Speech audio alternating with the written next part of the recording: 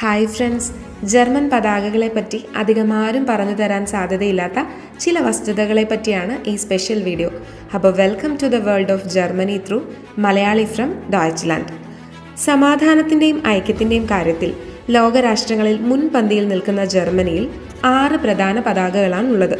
അവ ഉപയോഗിക്കപ്പെടുന്നതാവട്ടെ വിവിധ ഔദ്യോഗിക സാഹചര്യങ്ങളിലാണ്.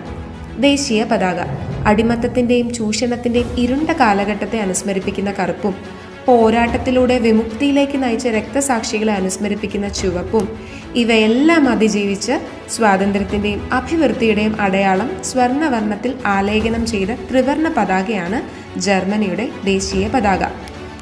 ഗവൺമെൻറ് സർവീസ് ഫ്ലാഗ് ത്രിവർണ്ണ പതാകയോടൊപ്പം മധ്യഭാഗത്തായി ഫെഡറൽ ഈഗിളിൻ്റെ ചിഹ്നവുമാണ് ഈ പതാകയ്ക്കുള്ളത്. സർക്കാർ ഓഫീസുകളിലും ഔദ്യോഗികമായുമാണ് ഇവ പ്രധാനമായും ഉപയോഗിച്ചു വരുന്നത്. സിവിൽ എൻസൈൻ ഫ്ലാഗ് കപ്പലുകളിൽ ഉയർത്തുന്ന പതാകയാണിത്. ത്രിവർണ്ണ പതാകയും ഈഗിളുമാണ് ചിഹ്നം. സ്റ്റേറ്റ് ഫ്ലാഗ് ത്രിവർണ്ണ പതാകയും ജർമ്മൻ ദേശീയ ചിഹ്നവും ചേർന്നതാണ് ഈ പതാക.